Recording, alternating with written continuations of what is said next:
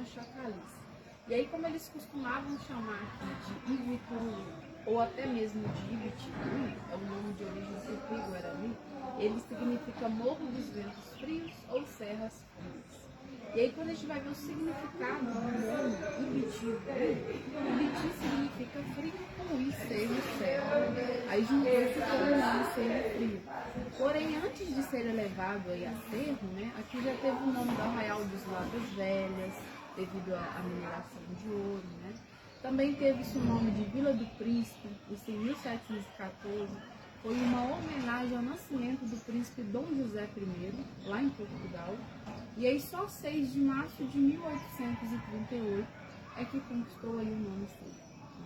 Bonita. E se a gente conta da data de registro, né, 1702, a cidade ela tem 323 anos. Né?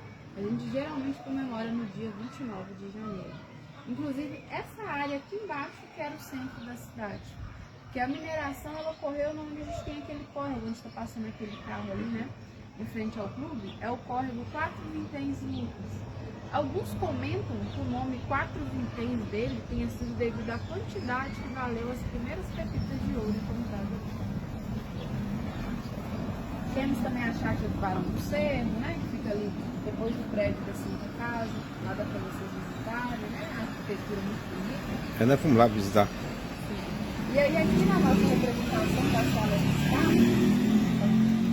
a gente tem alguns quadros de integrantes da família Ottoni, né? Esse daqui é o José Eloy Ottoni, era tio do Teófilo Ottoni. De lado, seu sobrinho Cristiano Ottoni. Já que do outro lado, Teófilo Ottoni, né? Mais reconhecido aí. Alguns até chamam ele de Tchotchó. E aqui do outro lado, essa é a mãe deles, né? A Rosália de Souza Maia. A gente também teria um quadro do pai deles, né? O Jorge, que ficaria ali do lado, porém ele vai ter que passar por restauro na moldura, né?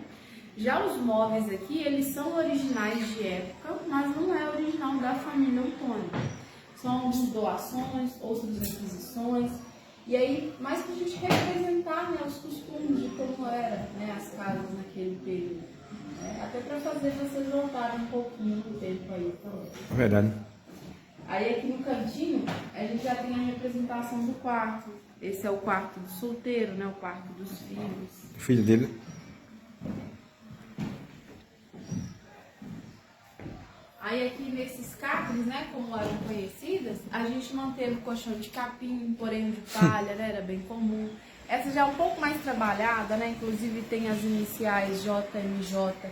Pode ser a quem pertenceu, uma referência aí à religião, Jesus, Maria e José. Ela tinha um local de encaixe nas pontas para o mosqueteiro, né, em relação às muriçocas. Esse baúzinho no meio ali, provavelmente para guardarem os tributos, devido a um porta-moedas que ele tem bem na tampa. Né? Já aqui nos quadros, aqui é o Teófilo Ottoni e o Cristiano Ottoni, um pouco mais novos do que aquelas pinturas ali da sala de estar. Né? E aí aqui tem um oratório maior com a imagem de Nossa Senhora do Rosário.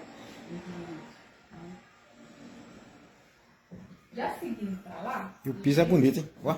Algumas madeiras foram trocadas, né? Mas geralmente era suave assim, né? Isso. E aí hoje o pessoal passa a cera pastosa e usa a enceradeira, né? E o pano seco para ilustrar.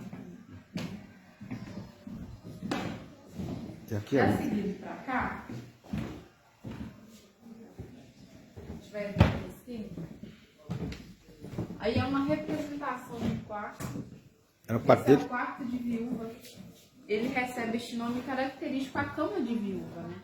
Ela é o famoso meio termo. Ela não é nem de solteiro e nem de casal. Hoje é o famoso solteirão king ou meio casal, né?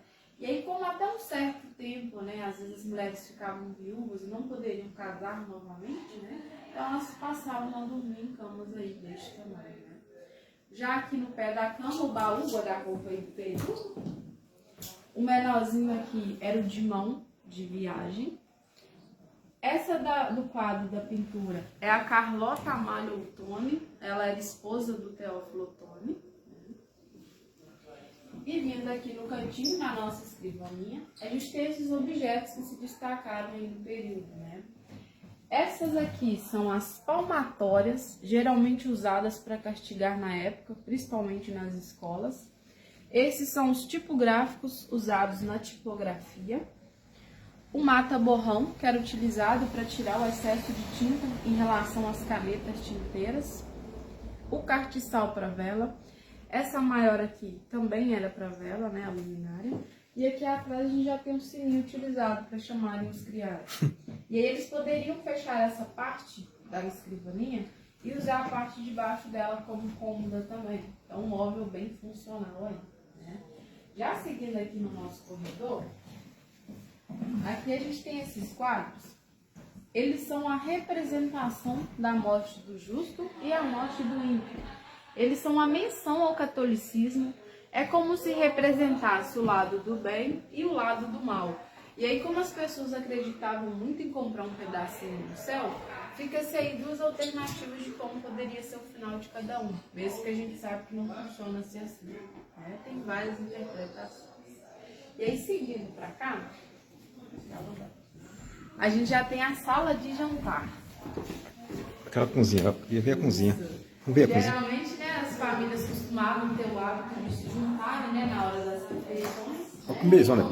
Isso, as famílias eram muito grandes. A mesa é grande, hein? Né? Isso.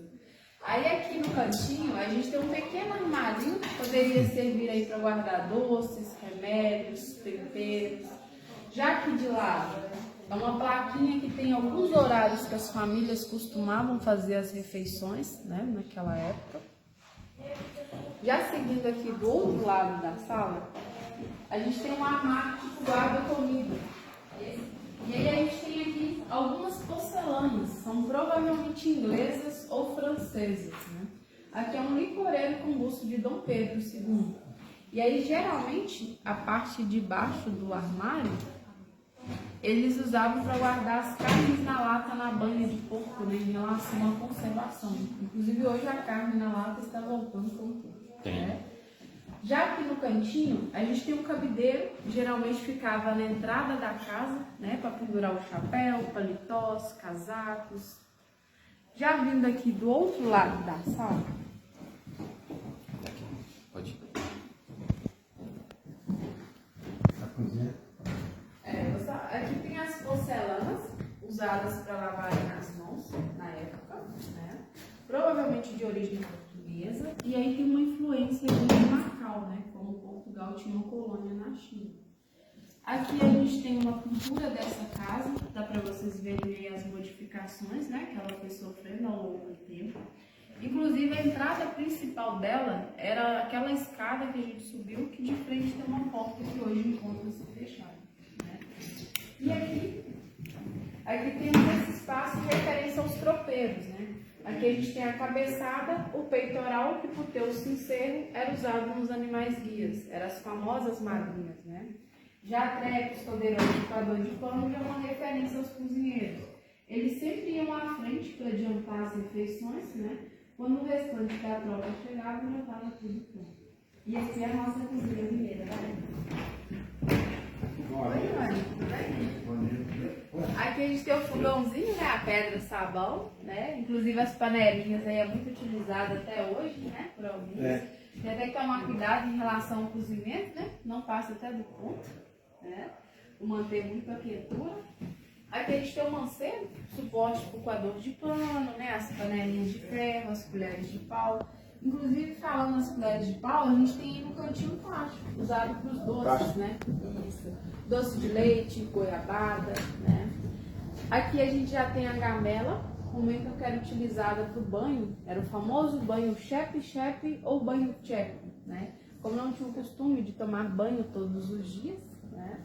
Já aqui, a gente tem a balança de precisão da época, do lado é a candeia, está relacionada à iluminação. Aqui o ferrete, utilizado para cutucarem as brasas, ou até mesmo utilizado aí como espeto para carnes, né? Já aqui no cantinho, a gente tem a bancada com as formas de queijo em madeira. Hoje não pode mais ser utilizada em madeira devido a questões sanitárias, né? Hoje utilizam a de plástico, né?